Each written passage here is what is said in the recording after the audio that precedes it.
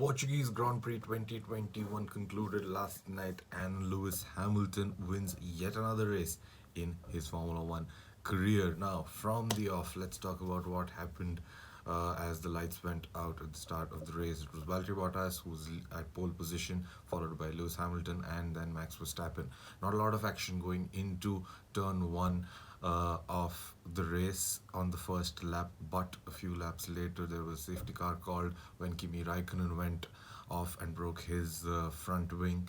At the safety car restart, Valtteri Bottas just backed Lewis Hamilton in to Max Verstappen, which meant Max Verstappen was able to overtake Sir Lewis Hamilton going down into turn one on the safety car restart. But then, slowly and steadily, Lewis Hamilton started getting pace into his car as the track started to rubber down, and without much difficulty, he managed to pass Max Verstappen, and then a few laps later, he also managed to put an exquisite move on Valtteri Bottas around the outside on turn one to take the lead of the race. From there on out, it was plain sailing for Lewis Hamilton.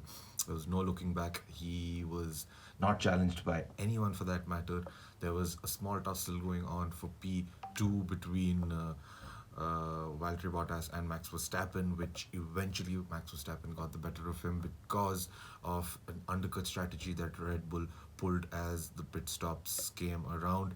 Valtteri Bottas was just not able to fire his new tires up on after the pit stops were done, which is why he conceded P2 to Max Verstappen. He was later on catching up to Max Verstappen, but because of a power sensor issue, he lost power in one of those laps and then could never recover after that. Incidentally, both of them pitted towards the end of the race for a set of soft tires and went for the fastest lap. Max Verstappen would have gotten it had he not exceeded track limits, which meant that Valtteri Bottas eventually managed to get the fastest lap of the race to get that one extra World Championship point.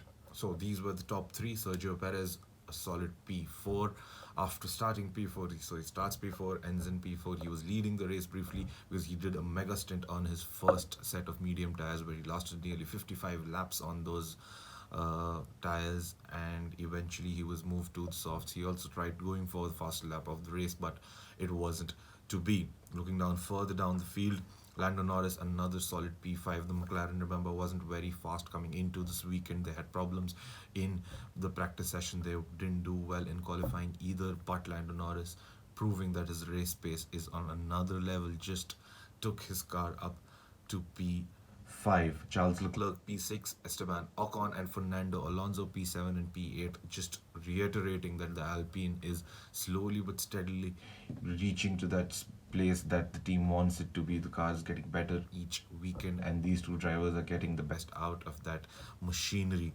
P9 going to Daniel Ricciardo, a very solid performance by the Australian as well. He started in P16, remember, after he was knocked out in Q1.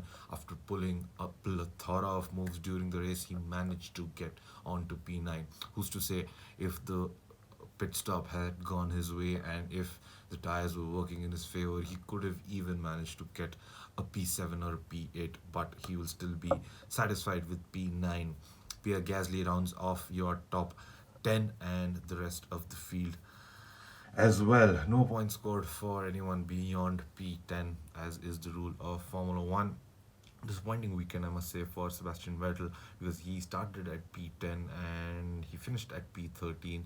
It seemed that he had the pace in his car, but unfortunately for him, the race pace wasn't there. So that concludes round number three for F1 2021. Three races done. Hamilton has won two, Verstappen has won one of those races. The championship battle is heating up.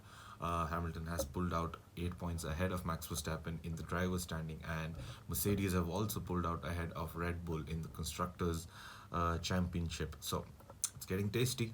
It's getting tasty, no doubt about it. We go to Spain next week in Barcelona for the Spanish Grand Prix.